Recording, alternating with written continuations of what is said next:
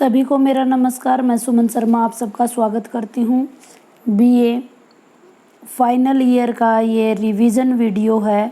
CBLU university और 6 semester जिसका कि 12 तारीख को पेपर है, उसकी रिवीजन वीडियो मैं डालने की कोशिश कर रही हूँ ताकि जो बच्चे अच्छे से रिवीजन नहीं कर पाए हैं तो सिर्फ रिवीजन ये कर पाएँ। हिंदी का ये सिलेबस है, नवोत्तर गद्य गौरव बुक का नाम है। आइए डिस्कशन शुरू करते हैं। सबसे पहले आशा का अंत निबंध है बालमुकुंद गुप्त का। इसमें बालमुकुंद गुप्त जी द्विवेदी युगीन साहित्यकारों में महत्वपूर्ण स्थान रखते हैं और भारतेंदु और द्विवेदी युग को जोड़ने वाली कड़ी भी कहे जा सकते हैं। अच्छे कवि, अनुवादक, निबंधकार, कुशल संपादक हैं। 14 नवंबर 1865 में हरियाणा राज्य के रेवाड़ी जिले के गुडियानी गांव में जन्म हुआ उनका, लाला पूर्णमल के यहाँ, जो कि आजकल झज्जर जिले में पड़ता है। वे बड़े ही अध्ययनशील और सहनशील प्रवृत्ति के थे। पिता और दादा की जल्दी मृत्यु हो जाने के कारण शिक्षा अधूरी छोड़नी पड़ी और 21 वर्ष की आयु में उन्होंने मिडल की परीक्षा पास की। आइए उनके कृतित्व की बात करते हैं। कोहिनूर जमाना में उन्होंने संपादन किया है। अखबार चुनार उर्दू अखबार का भी वो संपादक रह चुके हैं। हिंदुस्तान हिंद, बंगवासी, भारत प्रताप और भारत मित्र के संपादक रहे हैं। 18 सितंबर 1907 की अल्पायु में ही उनका निधन हो गया। उनकी जो प्रमुख रचनाएं हैं वो 1905 में बाल मुकुंद गुप्त निबंधावली में प्रकाशित हुई हैं। 50 से ज़्यादा निबंध उसके अंदर संकलित हैं। साहित्यिक विशेषताओं की अगर बात करें तो राष्ट्रीय भावना से ओतप्रोत थे वो। गांधीवादी विचारधारा का भी प्रभाव उनके ऊपर देखने को मिलता है। अहिंसा, सत्य, त्याग आदि पर विश्वास करते थे।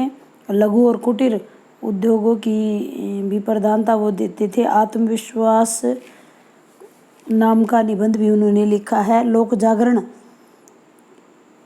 का भी स्वर उनकी रचनाओं में दिखाई देता है। उन्होंने देश की स्वतंत्रता, सामाजिक कुरीति, रूढ़िवादिता, धार्मिक आडंबर इत्यादि का भी विरोध किया है। भाषा शैली की अगर मैं बात करूं तो सहज, सरल, सामान्य बोलचाल की खड़ी बोली का उन्होंने प्रयोग किया है। कुछ ब्रज भाषा के शब्दों का भी प्रयोग उन पर मिलता है।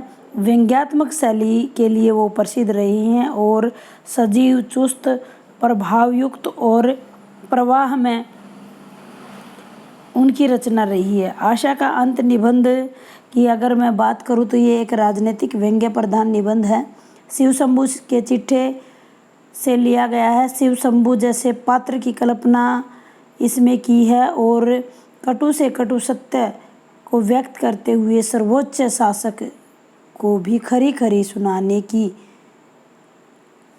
जो आत्मविश्वास है वो बालमुकुंद जी रखते हैं। शिव शंभू के माध्यम से वो कहते हैं कि जैसे रोगी को रोग से, कैदी को कैद से, ऋणी को ऋण से और कंगाल को दरिद्रता से, कलेशित को कलेश मुक्त होने की आशा लगी रहती है। पूरा जीवन जो है वो आशा में गुजार देते हैं, लेकिन जब किसी की आशा का अंत हो जाता है तो उसके दुख का ठिकाना नहीं रहता। लॉर्ड कर्जन जब पहली बार वायसराय बनकर भारत आए तो जनता ने उनकी आरंभिक नीतियों से लगा कि कोई विक्रमादित्य, कोई अकबर, खलीफा हारून रशीद और नौसिखा जैसे दयालु शासक आ गया है, लेकिन उनकी आशाओं का अंत शीघ्र ही हो जाता है। वो कहते हैं कि भारत की जलवायु और नमक का जल्दी ही उन पर असर हो जाता है। वो कलकत्ता की म्यूनिसिपैलिटी कॉरपोरेशन की स्वाधीनता छीन लेते हैं। अकाल पीड़ितों की प्रति उपेक्षा का भाव रखते हैं। देश में अकाल के बावजूद भी दिल्ली दरबार लगाते हैं। अनेक ऐसे महत्वपूर्ण पद हैं जहां सिर्फ अंग्रेज़ों के लिए आरक्षित कर दिया जाता है और भारतीयों को की भावनाओं को ठेस पहुंचाते हैं। वो भारतीयों को झूठा और मक्कार कहते हैं। लेखक जो हैं भारत को एक कर्मवादी देश कहते हैं कि कर्मवादी कभी असत्यवादी नहीं हो सकते। भारत आप उनके लिए जो है भोग्य भूमि मानी है। उन्होंने हमेशा फूट डालो और राज करो की नीति अपनाई और असंख्य भारतवासी जो रोटी कपड़ा मकान के अभाव में रहते हैं, प्राण दान देकर भी वो जो भी उन्होंने यानी कर्म करने पर वो महत्व देते हैं। असत्यवादी कर्मवादी देश कभी भी नहीं हो सकता, ये उन्होंने बात कही है। यह महत्वपूर्ण निबंध रहा है आशा का अंत। दूसरे निबंध की मैं बात करूंगी, आचार्य रामचंद्र शुक्ल का है। आचार्य रामचंद्र शुक्ल जो कि हिंदी के गौरव कहे जा सकते हैं, एक प्रमुख आलोचक या समीक्षक के रूप में वो प्रसिद्ध रही हैं। बहुत ही प्रतिभावान निबंधकार हैं। शुक्ल जी के जीवन के बारे में मैं थोड़ा सा प्रकाश डालना चाहूँगी। शुक्ल जी जो हैं वो हिंदी साहित्य के लिए बहुत ही महत्वपूर्ण नाम है। उत्तर प्रदेश के बस्ती ज़िले में 1884 ईस्वी में ओगोना नामक गांव में जन्म हुआ। पिता श्री चंद्रवली शुक्ल थे। वे उर्दू फारसी के महान विद्वान थे, अंग्रेजी सभ्यता के समर्थक थे और वो चाहते थे कि शुक्ल जी अंग्रेजी शिक्षा ग्रहण करें, उर्दू फारसी सीखे, लेकिन शुक्ल जी को हिंदी के प्रति सहज ही प्रेम था। 9वीं कक्षा में पढ़ते हुए एडिसन के एसे ऑफ इमेजिनेशन का उन्होंने अनुवाद कर दिया था। नायब तहसीलदारी के पद पर काम करने के लिए नामजद हुए, लेकिन आत्मसम्मान की रक्षा के लिए उन्होंने इस पद को त्याग दिया। अनेक पदों पर उन्होंने कार्य किया। हिंदू विश्वविद्यालय वाराणसी में हिंदी विभाग के अध्यक्ष भी वो रहे। स्वभाव से वो गंभीर, सामाजिक व्यवहार में सरल थे। भीड़ भाड़ और लोगों से ज़्यादा मिलना उनको प्रिय नहीं था। हिंदू विश्वविद्यालय में कार्य करते हुए उन्होंने उच्च कक्षाओं के लिए समर्थ सिलेबस बनाने की कोशिश की। उनकी रचनाएं हैं काव्य में रहस्यवाद, तुलसी ग्रंथावली, कल्पना का आनंद, भरमर गीत सार, जायसी ग्रंथावली, सूरदास, अभिमन्यु वध, रस मीमांसा, बुद्धि चरित्र, हिंदी साहित्य का इतिहास जो कि बहुत ही ज़्यादा फेमस है, 1929 में लिखा गया, चिंतामणि जिसके 3 भाग हैं। और ये जो निबंध हम यहाँ पढ़ रहे हैं ये चिंतामणि से ही लिया गया है, चिंतामणि के प्रथम भाग से। उत्साह, करुणा, श्रद्धा, भक्ति, ईर्ष्या, भय इत्यादि मनोभावों का इन्होंने वर्णन किया है। आइए थोड़ा सा उत्साह के बारे में जान लेते हैं। उत्साह निबंध किसी भी लेखक ने भय, दुख, आनंद आदि के जैसे मनोभावों की आपस में तुलना की है। अत्यंत खतरों से भरे हुए कार्य करने में जो आनंद आता है, जो साहस उत्पन्न होता है, वो उच्च कोटि का होता है। उन्होंने बहुत सारे किसी भी कर्म का शुभ या अशुभ होना उसके परिणाम पर निर्भर करता है। शुक्ल जी की दृष्टि जो है लोकहित या सर्वोपरि है। वे अत्याचार का दमन करते हैं और परपीड़ा का शमन करना चाहते हैं। लेखक ने उत्साह की स्थिति का सूक्ष्म विवेचन किया है, उसके प्रकार बताए हैं। कर्मवीर, युद्धवीर। उन्होंने छोटे छोटे उदाहरणों के माध्यम से, तर्कों के माध्यम से अपनी बात को स्पष्ट करने की कोशिश की है। पूरा का पूरा निबंध जो है विचारों की एक श्रृंखलाबद्ध कड़ी है। कोरी बुद्धि द्वारा रचे गए निबंध जो हैं वो हमेशा नीरस होते हैं, लेकिन उत्साह निबंध ऐसा नहीं है। दुख के वर्ग में जो स्थिति भय की होती है, वही स्थिति आनंद के वर्ग में उत्साह की होती है। भय और उत्साह, साहस और उत्साह में भी बड़ा अंतर बताया गया है। उत्साह से कर्म में तत्पर होने वाले और ध्यान कर्म व फल दोनों में से अधिक होता है, ये समझाने की उन्होंने कोशिश की है।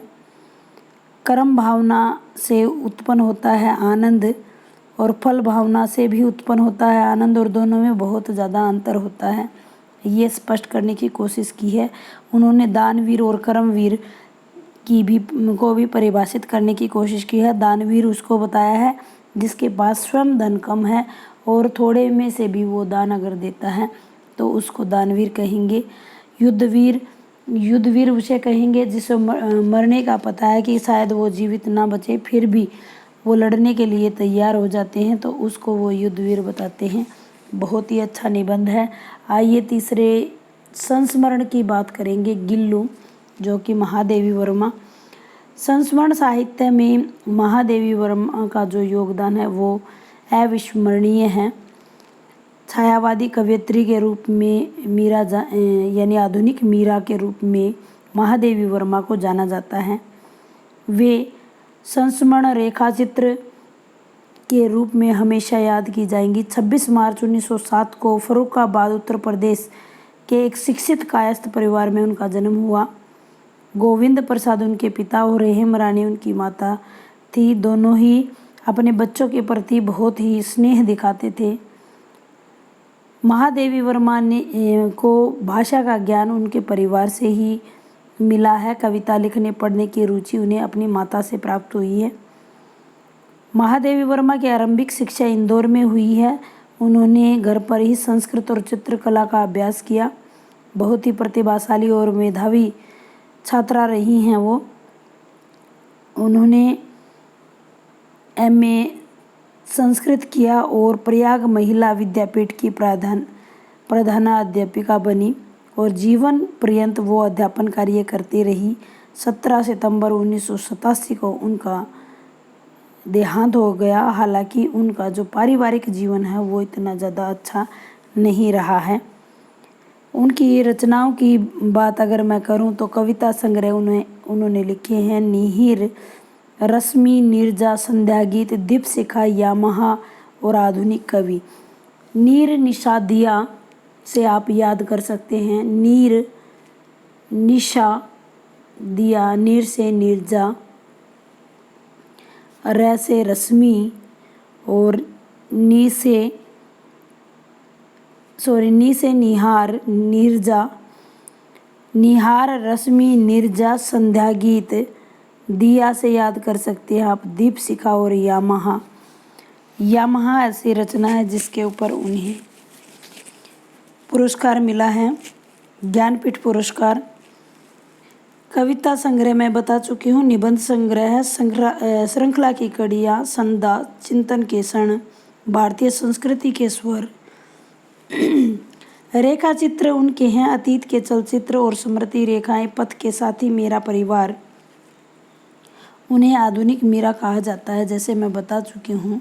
उनकी रचनाओं में रहस्यवाद, संस्कृत से MA किया है तो संस्कृत गर्भित प्रांजल प्रौढ़ भाषा का प्रयोग उसमें दिखाई देता है। गिल्लू संस्मरण की बात कर लेते हैं। गिल्लू संस्मरण महादेवी वर्मा ने एक गिलहरी के जीवन और उसके जो जातिगत विशेषताएं होती हैं उस लघु प्राण की संवेदनशील और भावपूर्ण श्रद्धांजलि उन्होंने इसके अंदर स्पष्ट करने की कोशिश की है। सोन जूही में लगी एक नवीन पीली कली को देख करके महादेवी वर्मा को गिल्लू की याद आ गई है, क्योंकि उसको मरे हुए 2 साल आज हो गए हैं। सोन जूही की बेल के नीचे ही उसको समाधिग्रस्त किया गया था। गिल्लू उछल करके कैसे उसके कंधे पर बैठ जाता था, उसको आज प्रातः स्मरण हो आया है। प्रातः ही महादेवी वर्मा के एक गमले के पास 2 कौवे परिक्रमा करते हुए नजर आए। उन्होंने ध्यान दिलाने की कोशिश भी की है कि हिंदू पितृपक्ष में कौवों के माध्यम से कुछ प्राप्त करने के लिए वो काव काव कर रहे हैं।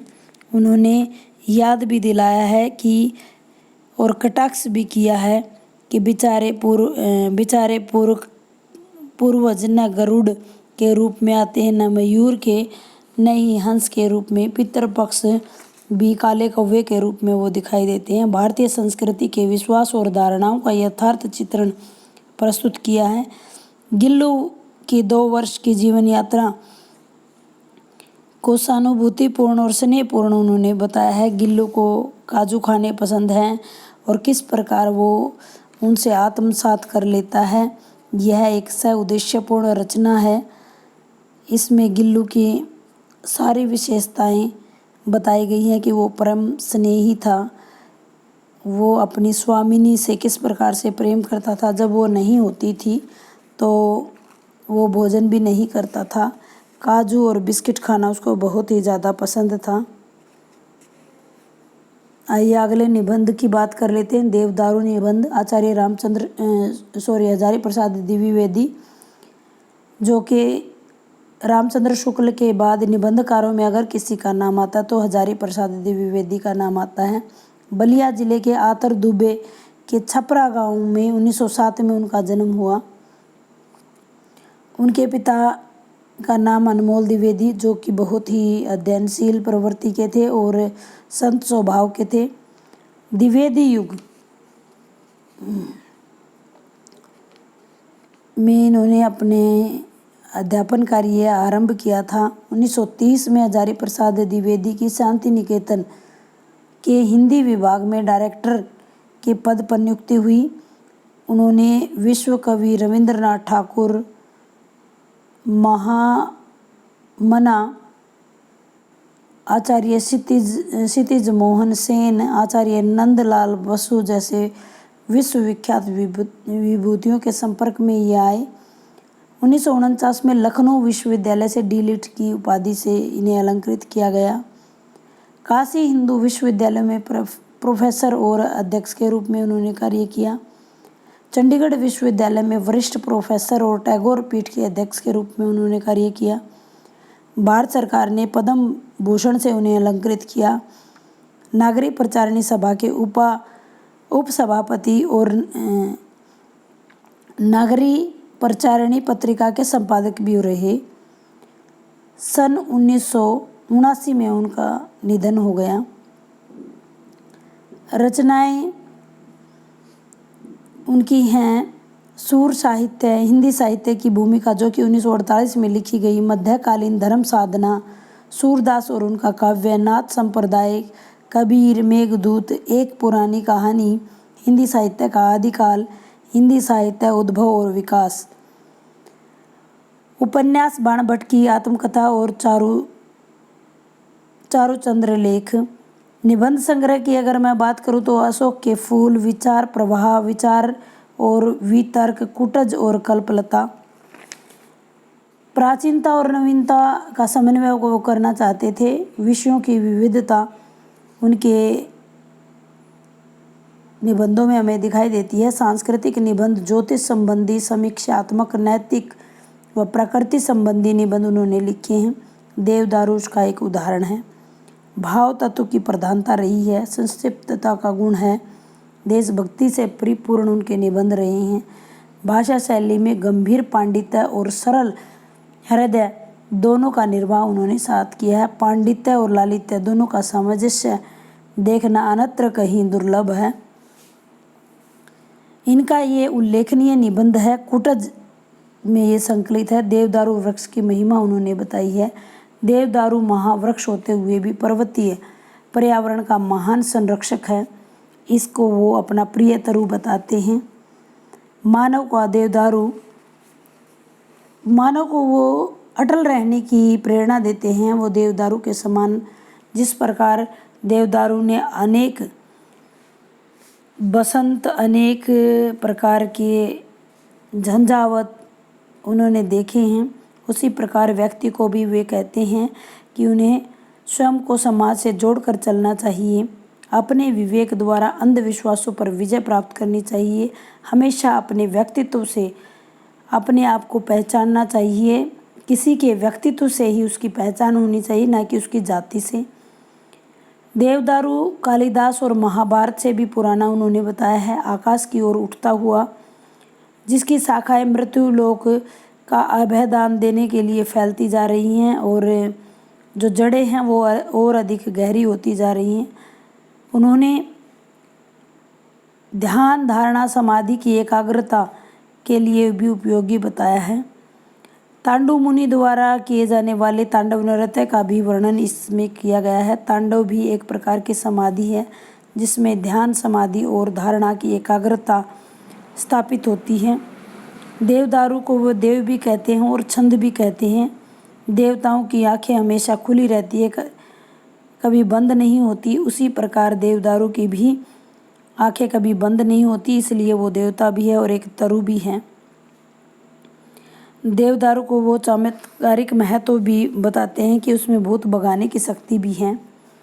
वह उसको भूत भगावनहार, वहम विटावनहार भी बताते हैं। देवदारू की विभिन्न किस्मों का भी इसमें जिक्र किया गया है। युगों से परिवर्तन आते हुए, अटल रहते हुए देवदारू ने ये सारी प्रक्रिया देखी हैं। देवदारू समय के उतार चढ़ाव का निर्मम साथी है। ऐसा साथी मिलना जो है अन्यत्र दुर्लभ है। महत्वपूर्ण निबंध देवदारू है। देवदारू वृक्ष के गुणों पर समुचित प्रकाश डालने की कोशिश इसमें की गई है। समाज द्वारा स्वीकृत अर्थ ही वास्तविक अर्थ होता है, ये भी लेखक यहाँ हमें बताने की कोशिश करते हैं। देवदारू और समाधिस्थ शंकर की स्थिति उत्तुक और प्रयोजन की समानता में अभिव्यक्त करने की कोशिश इसमें की गई है। किस प्रकार देवदारू सहज और सरल है। परिस्थितियों के सामने न झुकना और समझौता न करना मानव के लिए एक साहसिक कार्य है। ये इस निबंध के माध्यम से लेखक हजारी प्रसाद द्विवेदी हमें बताना चाहते हैं। अगले निबंध की हम बात कर लेते हैं। मेरे राम का मुकुट भीग रहा।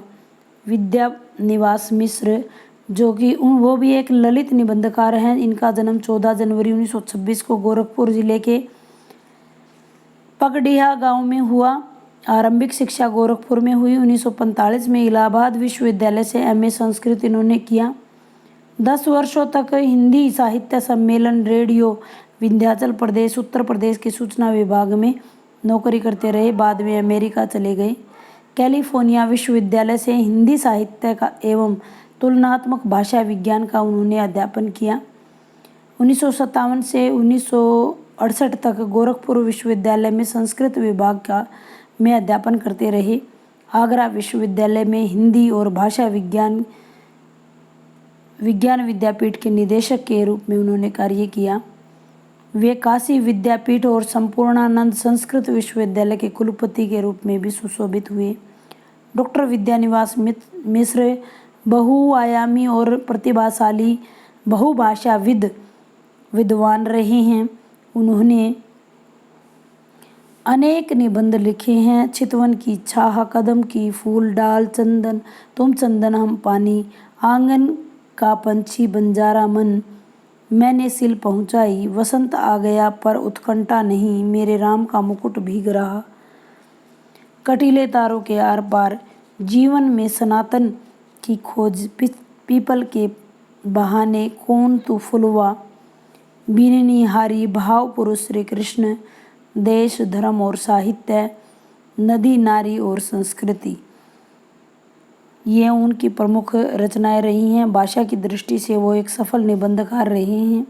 तत्सम शब्दावलियों के साथ साथ भोजपुरी उर्दू शब्दों का प्रयोग उन्होंने किया है।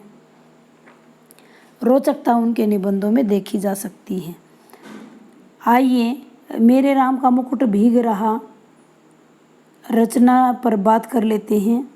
ये रचनाकार निबंधकार के लेखन की संवेदना, जो अंतर्वेदना का संचित चित्रण इसमें किया गया है। लेखक ने लोक जीवन की अंतर्वेदना राम के राज तिलक की घटना से शुरू की है और उसको जोड़ा है। कभी वो वर्तमान में पहुंच जाते हैं तो कभी असंख्य भावग्रस्त व्यक्तियों का वर्णन करके वो समाज को भूल जाते हैं। लेखक की मनस्थिति का वर्णन करते हैं कि जो राम के बारे में सोचते सोचते कभी लोगों के बारे में सोचने लग जाते हैं। कभी उनका जो मन है वो सीता की मनोदशा का सूक्ष्म चित्रण करता हुआ नजर आता है। सीता के कष्टों का वर्णन करके लेखक ने सीता के प्रति सहानुभूति व्यक्त करने की कोशिश की है। लेखक का जो मन है वो बहुत ज़्यादा उदास है।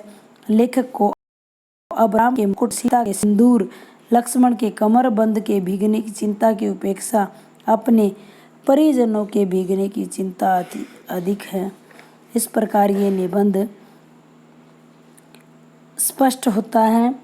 निबंध में जिंदगी के अनेक मोड़ों के बारे में बताया गया है।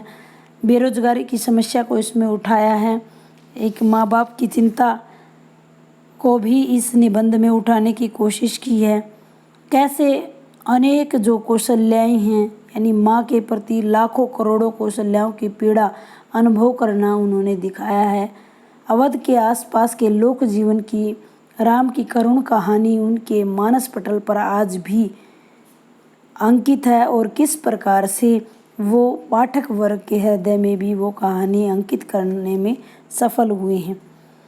भावी पीढ़ी के लोग पिछली पीढ़ी के लोगों की भावनाएं किस प्रकार नहीं समझते हैं, उन्हें आज उनके बेटे के बाहर जाने के बाद महसूस होता है। किस प्रकार उनकी दादी नानी के द्वारा बोले जाने वाले गीत आज उन्हें समझ आ रहे हैं। उनकी पीड़ा का आज उन्हें एहसास हो रहा है। पिछली पीढ़ी अपनी संतान के संभावित संकट की कल्पना मात्र से ही बहुत ही ज़्यादा उदास हो जाती है, तो आज उन्हें वह सब महसूस हो रहा है। लेखक ऐसा हृदय पाने की कामना करता है जो सदा राम के दर्द और उसके रिश्ते से भरा रहे। लेखक का मन चाही अनचाही दोनों प्रकार के हजारों चीज़ों में बटा हुआ है। लेखक सीता के निर्वासन के बारे में भी बात करते हैं। आइए अगले निबंध की बात कर लेते हैं। सदाचार का ताबीज, जो कि हरिशंकर परसाई द्वारा रचा गया है। थोड़ा सा हरिशंकर परसाई के बारे में मैं आपको बताना चाहूँगी। हरिशंकर परसाई जो कि सुप्रसिद्ध व्यंग्यकार हैं, 22 अगस्त 1924 को मध्य प्रदेश के होशंगाबाद जिले में जमानी गांव में उनका जन्म हुआ। स्कूल और शिक्षा उनकी नागपुर में हुई। वहाँ से उन्होंने एमए हिंदी किया। मन उनका अध्यापन में ज़्यादा नहीं लगा तो 1947 में उन्होंने त्यागपत्र दे दिया। विकलांग श्रद्धा के द्वार पर उन्हें साहित्य अकादमी से पुरस्कृत किया गया। 10 अगस्त 1995 को महान साहित्यकार इस दुनिया को अलविदा कह गए।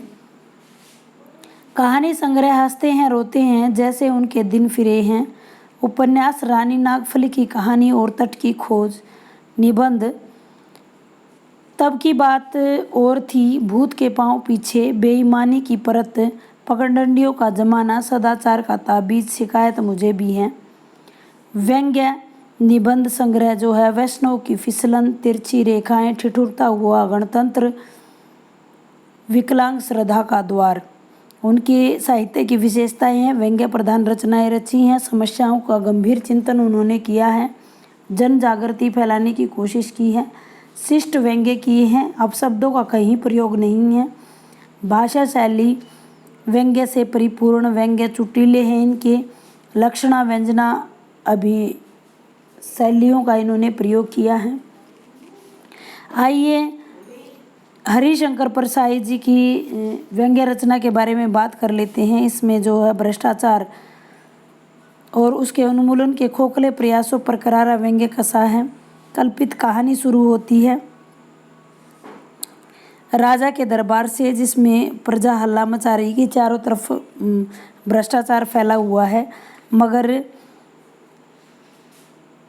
राजा इसका उपचार क्यों नहीं करते। तो यहाँ व्यंग्य के उसमें कहा गया है कि ये इतना सूक्ष्म और अगोचर है जितना कि ईश्वर। इसको देखा नहीं जा सकता तो पकड़ा कैसे जा सकता है। तो ईश्वर से इसकी तुलना की गई है। महाराज सिंहासन पर जिस सिंहासन पर बैठते थे उसमें रंग लगाने की बात करते हैं, तो वहाँ भी भ्रष्टाचार उन्हें मिलता है। योजना बनाई जाती है तो योजना में एक साधु को खोज लिया जाता है, वो ताबीज़ बनाता है और ताबीज़ बनाने का ठेका उसे दे दिया जाता है। 5 करोड़ रुपए की पेशगी दी जाती है। ताबीज़ तैयार हो जाते हैं और प्रत्येक सरकारी कर्मचारी की भुजा पर बांध दिए जाते हैं। राजा भेष बदलकर जब तावीज़ के प्रभाव को देखने 2 तारीख को जाता है तो कोई भी सरकारी कर्मचारी जो है भ्रष्टाचार में लिप्त नहीं मिलता है। राजा यह देखकर बहुत ही प्रसन्न हो जाता है। लेकिन जैसे ही वह 21 तारीख को जाता है तो उसको आवाज़ आती है कि अब तो आज तो 21 तारीख है, ले ले। तो इस प्रकार समस्या इसमें दिखाई गई हैं। लेखक ने दरबारियों द्वारा राजा की चापलूसी करने का यथार्थ चित्रण इसमें प्रस्तुत किया है। लेखक ने वर्तमान व्यवस्था में परिवर्तन लाकर भ्रष्टाचार का उन्मूलन करने का सुझाव भी दिया है। दरबारियों द्वारा विशेषज्ञों की राय को न मानना यह सिद्ध करता है कि वे सभी लोग भ्रष्ट और घूसखोर थे। लेखक ने ताबीज़ द्वारा ईमानदार बनने के ढकोसलों का भी करारा व्यंग्य किया है। हरिशंकर परसाई का व्यंग्य आपको कैसा लगा, कमेंट बॉक्स में आप कमेंट कर सकते हैं। फिर है तिब्बत के पथ पर, ये एक यात्रा वृतांत है राहुल सांस्कृत्यायन जी का, जो कि घुमक्कड़ कहे जाते हैं। घुमक्कड़ प्रवृत्ति के राहुल सांस्कृत्यायन जी आधुनिक हिंदी साहित्यकारों में उनका बड़ा नाम है। जैसे मैं बता चुकी हूँ कि उन्होंने अपनी यात्रा वृत्तांतों के कारण वो हिंदी साहित्य में प्रसिद्ध रहे हैं।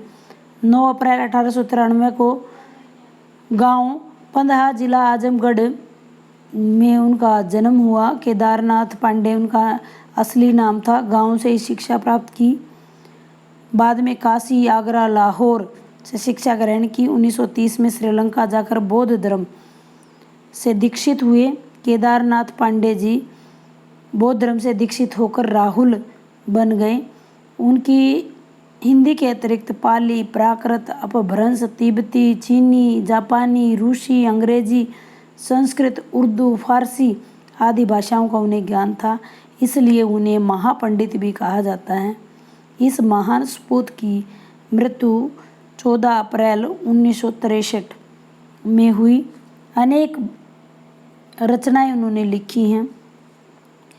दर्शन दिग्दर्शन, 22वीं सदी, वोल्गा से गंगा, भागो नहीं दुनिया को बदलो, दिमागी गुलामी, घुमक्कड़ शास्त्र, मेरी लद्दाख यात्रा, लंका यात्रावली, मेरी यूरोप यात्रा, मेरी तिब्बत यात्रा, यात्रा के पन्ने, तिब्बत में 1.25 वर्ष इत्यादि उनकी प्रमुख रचनाएं हैं। 150 से ज़्यादा उनकी रचनाएं हैं। और बहुत सारी ऐसे हिंदी साहित्य में छुपी हुई सामग्री को ढूंढकर साहित्य का उद्धार करने का महत्वपूर्ण कार्य उन्होंने किया है। जैसा मैं बता चुकी हूँ, भाषा शैली की अगर बात करें तो उन्हें विभिन्न भाषाओं का ज्ञान था, लेकिन हिंदी के साथ उनका विशेष लगाव था। भाषा में अनेक बोलियाँ, अनेक भाषाओं के शब्दों का प्रयोग सारगर्भित रूप में दिखाई पड़ता है। यात्रा वृत्तांत जैसा आपको पता है महत्वपूर्ण विधा है। तिब्बत के पथ पर यात्रा इसमें बताई गई है। सुप्रसिद्ध यात्रा वृत्तांत है। तिब्बत की यात्रा को रोचक तरीके से उन्होंने बताया है। वहाँ के लोक जीवन, लोक व्यवहार, प्राकृतिक छटा का सजीव चित्रण प्रस्तुत किया गया है। इस यात्रा में उनके साथ तमंग तरुण, बौद्ध भिक्षु, लामा आदि सहयात्री थे। अनेक प्रकार के पशु पक्षी, विभिन्न भाषा भाषी, वेशधारी, मार्ग में आने वाली अनेक कठिनाइयों का उन्होंने सामना किया और तिब्बत में प्रवेश पाकर वे अत्यंत प्रसन्न हुए। यात्रा जो है 14 मई से शुरू होती है। तरुण तमंग उनके साथ चलते हैं। फसल काटने का समय होता है जब वो तात पानी तक पहुंच पाते हैं। 8 बजे गांव के साथ सत्तू लेकर जाते हैं। इस प्रकार से 4-5 घंटे चलने के बाद वो डांडे पहुंचते हैं।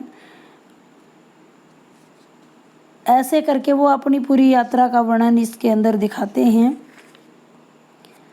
आरंभिक क्षणों को सजीव उन्होंने बना दिया है। लेखक ने नेपाल के पहाड़ी क्षेत्र की प्राकृतिक सुंदरता का भी वर्णन बड़ी सूक्ष्मता के साथ किया है। लेखक ने पहाड़ी यात्रा में व्यक्तिगत अनुभवों को यथार्थ रूप से अभिव्यक्ति प्रदान की है। लेखक गैर कानूनी ढंग से तिब्बत में प्रवेश करते हैं और अंदर ही अंदर घबरा जाते हैं, इसका भी वर्णन उन्होंने किया है। लेखक की जो भयभीत मनोदशा है वो स्पष्ट हमें यहाँ दिखाई पड़ती है। नेपाल व तिब्बत की सीमा पर जो चौकसी रखी जाती है उसका भी वर्णन यहाँ पर किया गया है। पहाड़ी क्षेत्र में बहने वाली जो नदियाँ हैं और गर्म पानी के झरनों का भी सुंदर वर्णन है यहाँ है। लेखक ने तिब्बत में प्रवेश करते हुए उसके मन की जो विचलित दशा है उसका भी वर्णन यहाँ है। तिब्बत और नेपाल के सीमांत पर चौकी की कार्य प्रणाली का परिचय भी हमें यहाँ पर मिलता है। देखिए ये 7 निबंध हैं। मैं कहना चाहूँगी सातों का पता आपको होना चाहिए। पढ़ा हुआ कभी भी बेकार नहीं होता है। लेकिन अगर मैं रिकमेंडेशन की बात करूं तो पहले 4 लेखक आपने तैयार करने चाहिए, जिसमें से जीवन परिचय के आने की उम्मीद है। 2 प्रश्न यहाँ से आप कर सकते हैं। जैसे एक प्रश्न में छोटे प्रश्न पूछे जाएंगे। आशा का अंत निबंध का उद्देश्य लिखिए। उत्साह एक मनोवैज्ञानिक निबंध है, स्पष्ट कीजिए। गिल्लू संस्मरण में गिल्लू के बारे में वर्णन कीजिए। देवदारू वृक्ष की विशेषताओं का वर्णन कीजिए।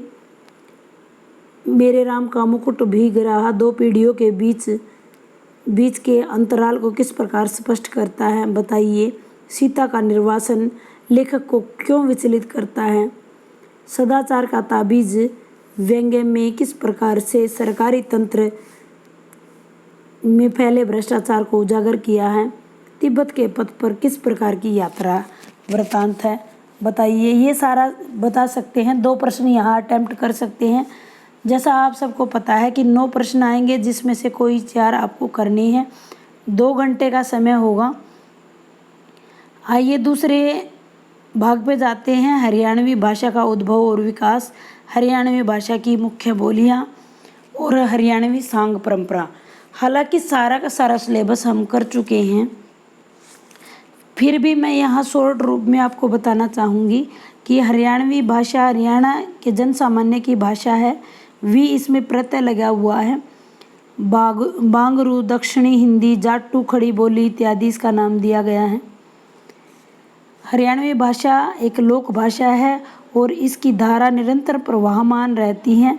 यहाँ की भाषा में परिवर्तन जो है स्वाभाविक है और थोड़ी थोड़ी दूरी पर ही इसमें परिवर्तन दिखाई देता है।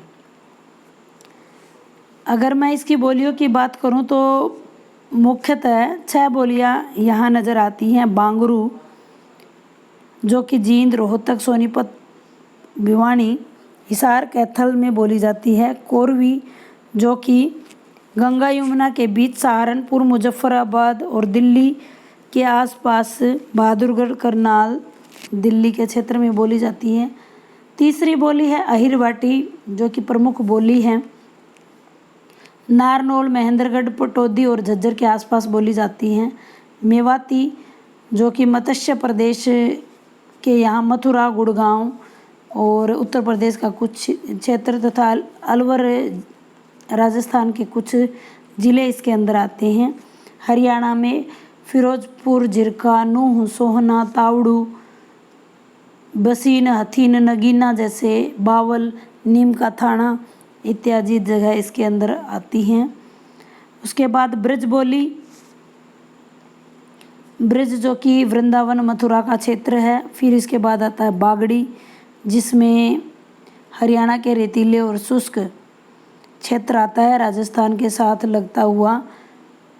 हिसार का पश्चिमी भाग, सिवानी, दबड़ा, कला, एलना, चौटाला, डबवाड़ी इत्यादि क्षेत्र इसके अंतर्गत आते हैं।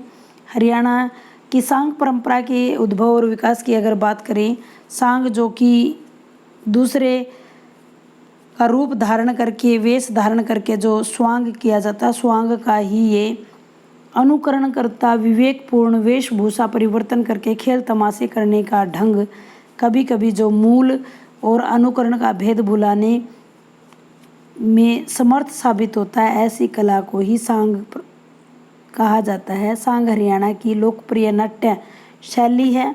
इसमें कथानक, संवाद, पात्र, चरित्र चित्रण, रस, अभिनेता, उद्देश्य सभी तत्व विद्यमान होते हैं। इसको पढ़ने के लिए 4 हिस्सों में इसको बांटा गया है। आरंभिक युग जो 1200 से 1700 ईस्वी माना जाता है। इसमें पंजाब के मल्ल, जाट और रावत नाम के राजपूत ने पहले स्वांग मंडली बनाई। वहाँ से सांगी पंडित रामकिशन व्यास 13वीं शताब्दी में इसको मानते हैं। नेत रामलाल खटिक इस परंपरा के रहे हैं। फिर आता है विकास काल, जिसमें पंडित लक्ष्मीचंद आते हैं। पांडु का कड़ा, सादुलाकृत मेवाती भाषा में महाभारत लिखी गई। पांडु का कड़ा जो बहुत ही प्रसिद्ध रहा। गुरु गुगा, राजा गोपीचंद और राजा नल बहुत लोकप्रिय रहे। उत्कर्ष काल, जिसे स्वर्ण युग भी कहा जाता है, लक्ष्मीचंद, फौजी मेहर सिंह का समय इसको कह सकते हैं। 3 प्रकार से इस संघ परंपरा को बांटा जा सकता है। इसके बाद हरियाणवी में उपन्यास आते हैं। उपन्यास, कहानी, भाषा की प्रवृत्तियाँ, कविता, उपन्यास, कहानी और नाट्य शास्त्र। कविताएं, जैसे कि कविताओं की हरियाणा भूमि की प्रशंसा इसमें की गई। क्या क्या विशेषता या प्रवृत्तियाँ रही। सामाजिक चेतना से परिपूर्ण रचनाएं लिखी गई। देशभक्ति की भावना से परिपूर्ण, भक्ति भावना से संबंधित शोषकों का विरोध इसके अंदर किया गया। आस्थावादी चेतना और सांप्रदायिकता का विरोध किया गया। हास्य व्यंग्य का पुट और भाषा शैली की अगर बात करी जाए तो मुहावरेदार, कहावत और भरी भाषाओं, बोलियों का प्रयोग इसमें दिखाई देता है। उपन्यास की अगर मैं बात करूं तो उपन्यास 3 प्रमुख उपन्यास इसके अंदर माने जाते हैं। राजाराम शास्त्री महत्वपूर्ण नाम है उपन्यासकारों में। समझणीय किमर श्री श्याम सखा का प्रसिद्ध उपन्यास है। और राजाराम शास्त्री जी के है झाड़ू फिरी, फफा कूटनी। कहानियों की अगर बात करें तो डॉक्टर नानक चंद्र शर्मा, रघुवीर सिंह मथाना, कंवल हरियाणवी, डॉक्टर राजवीर धनखड़ ने इसमें महत्वपूर्ण कार्य किया है। हरियाणवी भाषा का नामकरण या हरियाणवी भाषा की मुख्य विशेषताएं सार रूप में बताइए। तो सबसे पहले इसमें आकार कुछ लंबा है, जैसे अच्छा, चलना, इस प्रकार का उच्चारण होता है। उच्चारण की दृष्टि से तालवीकरण इसका किया गया है। संस्कृत के तत्सम और प्राकृत शब्दों का प्रयोग, इसमें अण्य शब्द की ज़्यादा जोर दिया जाता है। कारक चिन्हों का प्रयोग जो है एक समय में अधिक किया जाता है।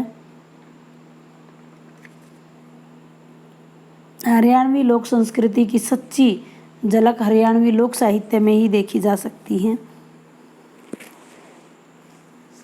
अहिरवाटी बोली की विशेषताएं, बागड़ी की विशेषता, इस प्रकार का प्रश्न जो है छोटे पूछे जा सकते हैं।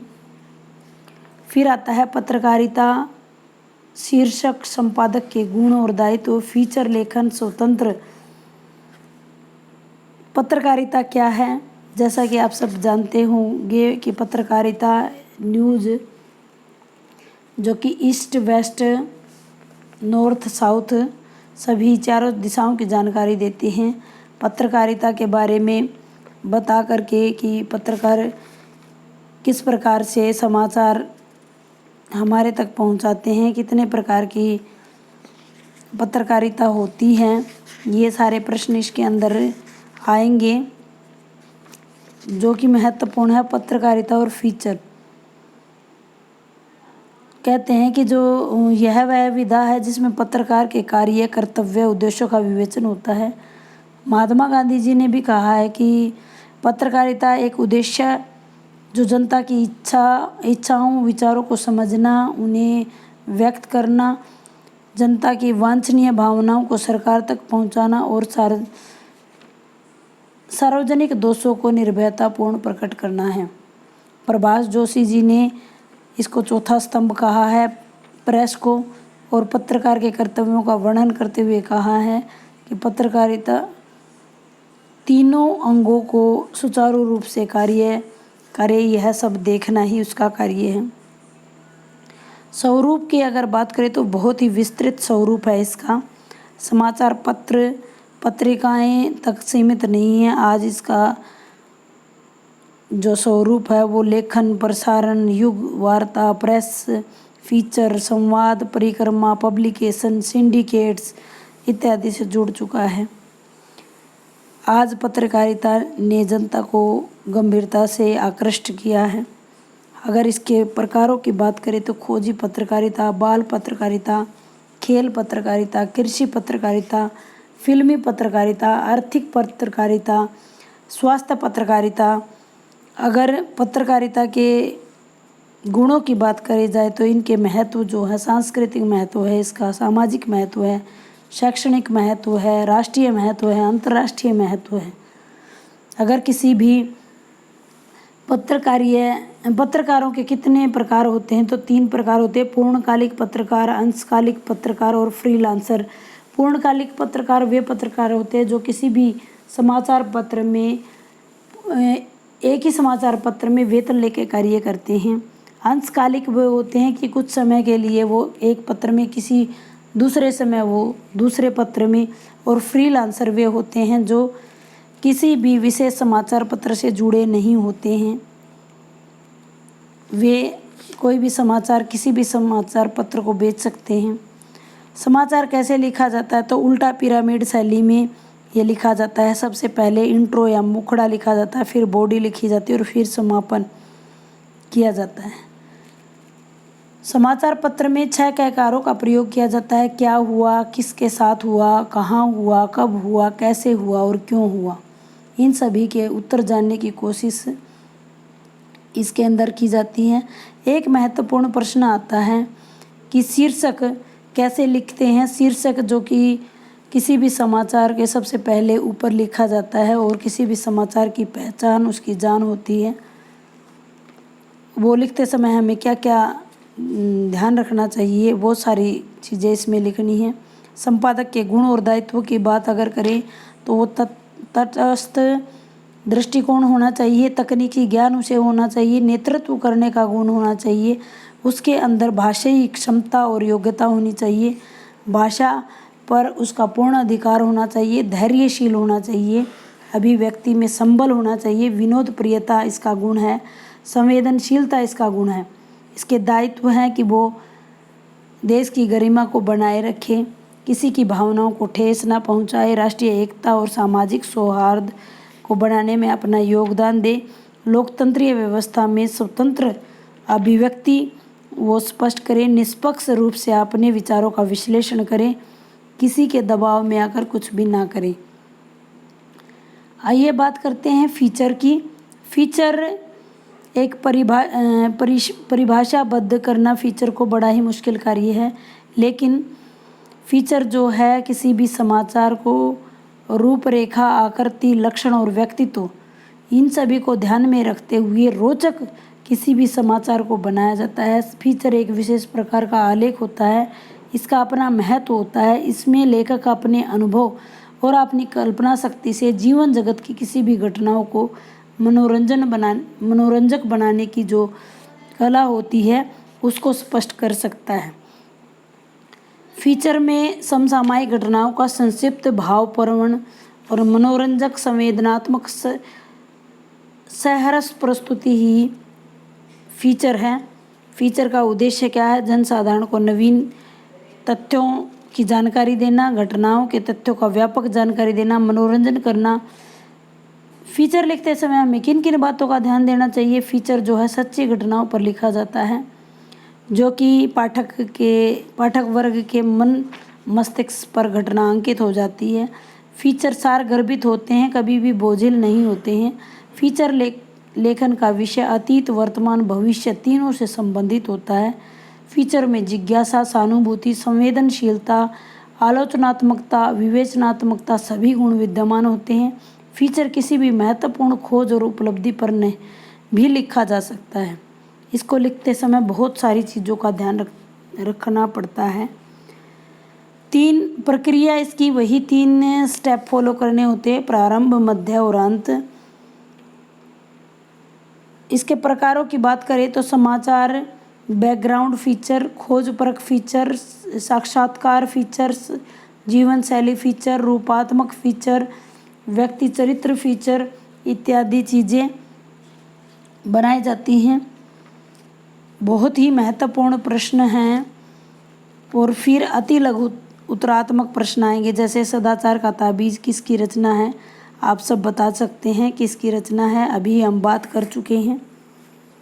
सदाचार का ताबीज कमेंट बॉक्स में कमेंट कीजिएगा। देवदारू किस प्रकार का निबंध है, एक ललित निबंध है। राहुल सांस्कृतान का मूल नाम केदारनाथ पांडे है। गिलेरे की जीवन की अवधि कितनी होती है, तो 2 वर्ष होती है। किन्हीं सांगों का पितामह कहा जाता है, वो किशनलाल भाट को कहा जाता है। बागड़ी बोली कहाँ कहाँ बोली जाती है, सिवानी, सिरसा, एलनाबाद। खड़ी बोली की लिपि कौन सी है, तो देवनागरी लिपि है। हरियाणवी की प्रथम कहानी कौन सी है, लड़की की बहादुरी हरियाणवी की पहली कहानी है। गिल्लू को किसने घायल किया, तो कौवों ने घायल किया। तांडव नृत्य किसने, कौन सा नृत्य प्रस्तुत किया, तो तांडव नृत्य। सीता को दूसरी बार किसने निर्वासित किया, श्री राम ने किया। लक्ष्मीचंद के 2 सांगों के नाम लिखिए, तो नल दमयंती और हीर रांझा। राजनीतिक रूप से हरियाणा कब अस्तित्व में आया, 1966 में। बागड़ी बोली कहाँ कहाँ बोली जाती है, ये सभी आप लिख सकते हो। समाचार पत्र के टीम का कप्तान कौन होता है, तो वो संपादक होता है। आचार्य रामचंद्र शुक्ल के अनुसार सच्चा उत्साह और कर्म प्रधान है या फल प्रधान, तो वो कर्म प्रधान है। गिलहरी की आयु 2 वर्ष होती है। आशा का अंत निबंध बालमुकुंद गुप्त ने लिखा है। देवदारू निबंध हजारी प्रसाद द्विवेदी ने लिखा है। श्री हरि शंकर परसाई जी किस पत्रिका के संपादक थे, तो बहुत सारी पत्रिकाओं के मैंने नाम बताए थे, आप कमेंट बॉक्स में कमेंट कर सकते हैं। तिब्बत के पथ पर निबंध किस साहित्यिक विधा में गिना जाता है, तो ये यात्रा वृत्तांत। सांग सम्राट लक्ष्मीचंद को कहा जाता है। हरियाणवी भाषा में लिखित किसी एक उपन्यास का नाम लिखिए, तो आप किसी भी उपन्यास का नाम लिख सकते हैं, मैंने आपको बता रखे हैं। प्रेस की स्वतंत्रता का वर्णन भारतीय संविधान के किस अनुच्छेद में, 19 अनुच्छेद में किया गया है। पत्रकारिता की परिभाषा दीजिए, तो आप कर सकते हैं। उम्मीद करती हूँ कि आपको पूर्ण रूप से सिलेबस जो है अच्छे से समझ आ गया होगा। मैंने एक प्रयास किया है। कोई भी अगर सप्रसंग व्याख्या आती है, तो आप सबसे पहले प्रसंग लिखेंगे, फिर उसके बाद उसकी व्याख्या करेंगे और उसका विशेष बताएंगे। विशेष में दोनों चीज़ें बताएंगे, अभिव्यक्ति पक्ष और अभिशैली पक्ष। अभिव्यक्ति पक्ष में आप उसका भाव पक्ष रखेंगे और अभिशैली पक्ष में आप उसका कला पक्ष रखेंगे। आलोचनात्मक प्रश्न आएंगे। आशा का अंत का सार लिखिए, उत्साह का सार लिखिए, या फिर आचार्य रामचंद्र शुक्ल का जीवन परिचय लिखिए। गिल्लू की मृत्यु किस प्रकार हुई, उसकी समाधि कहाँ और कहाँ कैसे बनाई, उत्साह और साहस में क्या अंतर है। तिब्बत की यात्रा के पथ पर यात्रा वृत्तांत का सार लिखिए। विद्यानिवास मिश्र की भाषा पर प्रकाश डालिए। इस प्रकार के प्रश्न आएंगे। फिर आलोचनात्मक प्रश्न आएगा। हरियाणवी भाषा की प्रमुख बोलियों का परिचय दीजिए। हरियाणवी भाषा के का उद्भव और विकास बताइए। हरियाणवी भाषा के प्रसिद्ध सांगी बाजे भगत रामकिशन व्यास का संक्षिप्त वर्णन कीजिए। 4 सांगों का विशेषताएं बताइए। पत्रकारिता किसे कहते हैं, फीचर का उद्देश्य क्या है, शीर्षक कैसे लिखा जाता है, स्वतंत्र प्रेस की अवधारणा। स्पष्ट आपने करना है कि आपने कौन से 4 प्रश्न करने हैं। उम्मीद करती हूँ कि जानकारी आपको अच्छी लगी होगी। धन्यवाद।